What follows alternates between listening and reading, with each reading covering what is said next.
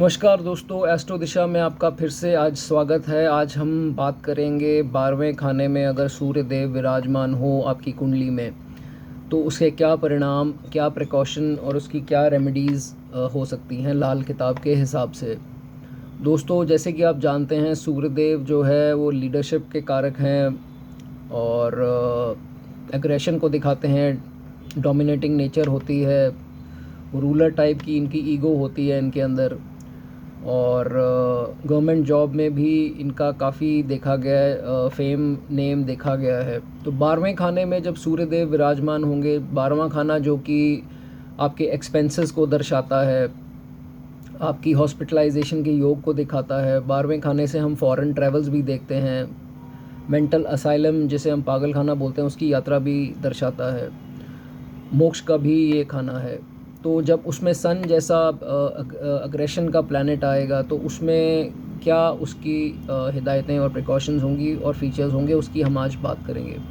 दोस्तों, देखा गया है कि ये जो जातक होते हैं इनकी जो अर्ली लाइफ होती है उसमें तो इतनी कुछ खास तरक्की की इनकी नहीं होती है और नॉर्मल लाइफ इनकी थोड़ी स्ट्रगल से भरी रहती है। जब ये 24 साल के होते हैं दोस्तों, ध्यान दीजिए, 24 साल के बाद जो है मेनली इनका जो राइज़ जो है फॉर्च्यून जो है वो स्टार्ट होता है। 24 साल की उम्र के बाद इनको दोस्तों तरक्की देखी गई है इनकी। 12वें घर में दोस्तों जब सन आता है, 12वां घर जुपिटर का भी है, तो बहुत ज़्यादा इस खाने में हीट बनती है, तो उसके कारण इनको कोई ना कोई गैस्ट्रिक ट्रबल या पेट से संबंधित कुछ प्रॉब्लम्स रह सकती हैं छोटी मोटी। और दूसरा, इनकी जो आईसाइट है उसको दोस्तों फ़र्क पड़ सकता है। आईसाइट का इनको बहुत ध्यान रखना है। आइज़ तक की सर्जरी भी करा सकता है सन की महादशा में अगर आप अपने आइज़ का ध्यान नहीं रखते हैं। तो आइज़ का आपको खासकर आँखों का बहुत ध्यान रखना है। दोस्तों, 12वें खाने में सूर्य ज़रूरी नहीं है कि अच्छे परिणाम दे या ज़रूरी नहीं है कि अशुभ परिणाम ही दे। इसमें देखा गया है कुछ अच्छे भी होते हैं और ज़्यादातर इसमें बुरे भी देखे गए हैं। दोस्तों, सबसे पहले तो इनको देखा गया है कि चीटिंग होने के बहुत चांसेस होते हैं, लोग इनसे धोखाधड़ी बहुत करते हैं। और क्योंकि इनकी थोड़ी सन जैसी नेचर है, राजा जैसी नेचर है, तो देखा गया है कि चीटिंग इनको बिल्कुल बर्दाश्त नहीं होती है। तो कुछ इनके रिश्ते जो हैं वो सिर्फ इसी कारण, धोखा देने के कारण से ही ख़राब होते हैं। ये लोग प्यार के भूखे होते हैं दोस्तों, इनकी जितनी वैल्यू कर सके करें। और 12वें खाने में सूर्य जो है इनकी मैरिड लाइफ को लेके भी कुछ खास परिणाम नहीं होते। मैरिड लाइफ में इनके कुछ ना कुछ अनबन बनी रहती है और ख़ास करके मैरिड लाइफ में अगर इनको धोखा या चीटिंग मिलती है तो देखा गया है कि इनके रिलेशन, जो मैरिड लाइफ है, डोमेस्टिक लाइफ, वो अच्छी नहीं चल पाती। एक हिदायत इनको बहुत ज़रूरी है कि अपने जो इन लॉज़ हैं शादी के बाद, आपको उनसे इलेक्ट्रॉनिक्स तो बिल्कुल नहीं लेने हैं, फ्री के गिफ्ट्स नहीं लेने हैं, विंटर के कुछ कपड़े वगैरह एज ए गिफ्ट नहीं लेने हैं। और इलेक्ट्रॉनिक्स राहु का खाना है दोस्तों, और राहु यहाँ नीच है, तो इसलिए हिदायत है कि अपने मान सम्मान को ठेस ना पहुँचे, तो इसलिए आप गिफ्ट बिल्कुल ना लें। इलेक्ट्रॉनिक्स गिफ्ट तो अपने इन लॉज से बिल्कुल ना लें। उसके बाद देखा गया दोस्तों, ये ज़्यादातर जातक जो हैं स्पिरिचुअल और रिलीजियस, धार्मिक इंसान होते हैं। और क्योंकि जुपिटर का खाना है, जुपिटर भी धर्म से रिलेटेड है, और जो सन है वो भी, आपको खान पान अगर अपना सही रखते हैं तो आप देखेंगे कि आपको इसमें काफ़ी तरक्की मिलती दिखाई देगी। मांस और उसका मदिरा का सेवन ना करें तो अच्छा योग ये बनता है। दोस्तों, अगर आपके घर में किसी प्रकार से सनलाइट डायरेक्ट पड़ रही है, सूरज की रोशनी डायरेक्ट आ रही है कमरों के थ्रू, या बिल्कुल सेंटर में अगर ऊपर से खुला है तो आ रही है, तो ये जो है चीज़ बहुत शुभता की ओर आपको लेके जाती है, शुभता की निशानी है।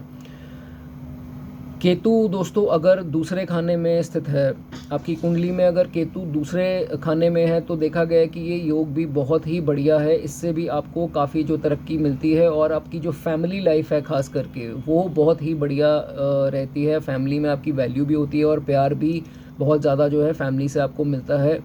ये चीज़ भी इसमें देखी गई है। तो दोस्तों, 12वां खाना जैसे मैंने आपको बताया कि इसमें थोड़ी आपकी नींद, पीस ऑफ माइंड, कुछ मेंटल इश्यूज़ आपको रह सकते हैं। ख़ास करके अगर आपको किसी चीज़ का पता लगता है कि आपके साथ धोखा हो रहा है, तो आप अपना बिल्कुल ही जो है वो डिप्रेस हो जाते हैं, इमोशनल हो जाते हैं और उसको कभी जल्दी भुला नहीं पाते हैं। हो सकता है आपका पार्टनर आपको धोखा दे, या हो सकता है घर से आपको कुछ ऐसी किसी मेंबर से पता लगे कि आपको चीट किया जा रहा है, तो इसमें आप थोड़ा ज़्यादा डिप्रेस हो जाते हैं और बहुत जल्दी दिल को ये बात लगा लेते हैं। तो इस चीज़ का आप ध्यान रखें कि ज़्यादा डिप्रेशन में आप मत आएँ। उसके बाद दोस्तों जो बिज़नेस की बात करी गई है, आपको ख़ास ध्यान रखना है, आपको शनि से रिलेटेड काम नहीं करने हैं, राहु से रिलेटेड खासकर आपको काम नहीं करने हैं, इलेक्ट्रॉनिक्स से रिलेटेड आपको किसी प्रकार का काम नहीं करना है, कोयले का काम आपको बिल्कुल भी सूट नहीं करेगा। तो जहाँ कोयले और इलेक्ट्रॉनिक्स के काम की बात है, वो आपको बिल्कुल ही बिज़नेस जो है या जॉब्स में भी अगर जाते हैं तो ये चीज़ आपको ध्यान रखना है। दोस्तों इन लॉज़ के साथ आप जितनी बना के रखेंगे आपके लिए बेटर है। छोटी छोटी अनबन होती रहती है, बट अगर आप इन लॉज़ के साथ बिल्कुल ही अपनी बिगाड़ लेते हैं तो दोस्तों ये चीज़ आपको इतनी मुबारक नहीं होगी। ये आपका ग्राफ जो है लाइफ में आपको जो है डाउन करेगा। और ख़ासकर उनके साथ किसी भी बिज़नेस पार्टनरशिप में या किसी प्रकार की पार्टनरशिप में जॉइंट अकाउंट या कुछ भी आपको जॉइंटली उनके साथ नहीं करना है। उनको असर हो ना हो, बट आपको इस चीज़ का असर लेटर स्टेजेस में ज़रूर प्रभाव देगा। उसके बाद दोस्तों देखा गया है कि इसमें आप एज ए रेमेडी जो हाथी होते हैं सॉरी, जो हाथी होते हैं उनको, हाथियों को आप जितना खिलाएं, केले खिलाएं या कुछ भी उनको अगर फूड खिलाते हैं, डोनेट करते हैं, तो ये आपके लिए बहुत ही मुबारक चीज़ होगी, आपको बहुत ही आगे लेकर जाएगी। आप जो भूरे रंग की चींटियाँ होती हैं, आम ये देखा गया घरों में भूरे रंग की चींटियाँ होती हैं, तो आप उनको आटा जो है उसका आटा खिलाएं, तो ये भी आपके लिए एज ए रेमेडी जो सन की है वो बहुत कारगर साबित होगी, आपके लिए अच्छी ही ये मानी जाएगी। उसके बाद दोस्तों आपको अपनी कुंडली में देखना है फर्स्ट हाउस जो लग्न है आपका, उसमें कौन से ग्रह विराजमान है। अगर तो इसमें पापी ग्रह जैसे जो कि इसके दुश्मन हैं सूर्य के, शनि, राहु या केतु, शनि, राहु या केतु अगर आपके लग्न में है, फर्स्ट हाउस में है, तो दोस्तों ये देखा गया है कि सरकार से आपको किसी प्रकार की कोई ना कोई हानि या कोई नोटिस या कोई चार्जेस किसी चीज़ के, या कोई केस हो गया किसी ने आपके ऊपर कर दिया, तो ये चीज़ पॉसिबिलिटी इसकी पूरे संजोग बनते हैं।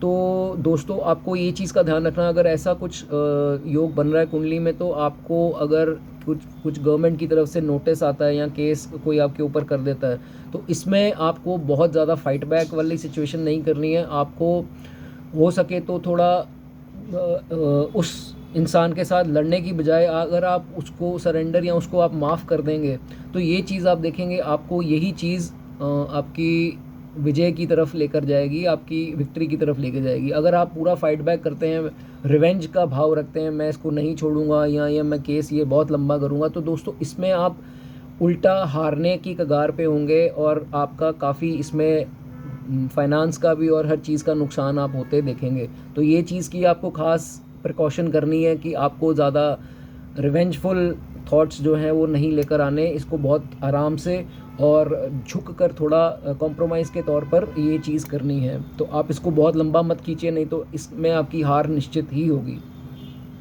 उसके बाद दोस्तों एक प्लेसमेंट और बात कर रहा हूँ, अगर 12वें खाने के सामने जो इसकी 7वीं दृष्टि है, छठे खाने पर है, छठे खाने में अगर कुंडली के आपके चंद्रमा विराजमान है, अगर मून आपके छठे खाने में है, तो आपको या आपकी स्पाउस को आँखों की दिक्कत डेफिनेटली आएगी ही आएगी, और ख़ास करके इन दोनों में से महादशा में तो बहुत स्ट्रॉन्ग चांसेस हैं कि आपको या आपकी स्पाउस को आई प्रॉब्लम आए, यहाँ तक कि ये सर्जरी के भी योग बन सकते हैं। तो आपको ध्यान रखना है, आप अपनी आँखों को ध्यान रखिए, ज़्यादा मोबाइल वगैरह मत यूज़ करिए, तो ये चीज़ आपके लिए सही होगी।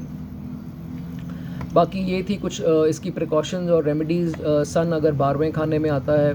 आई होप आपको वीडियो अच्छी लगी होगी। और आज हमारा दोस्तों 12वें खाने की सीरीज़ जो है ये आज समाप्त होती है। नेक्स्ट किसी और हाउस की हम सीरीज़ स्टार्ट करेंगे।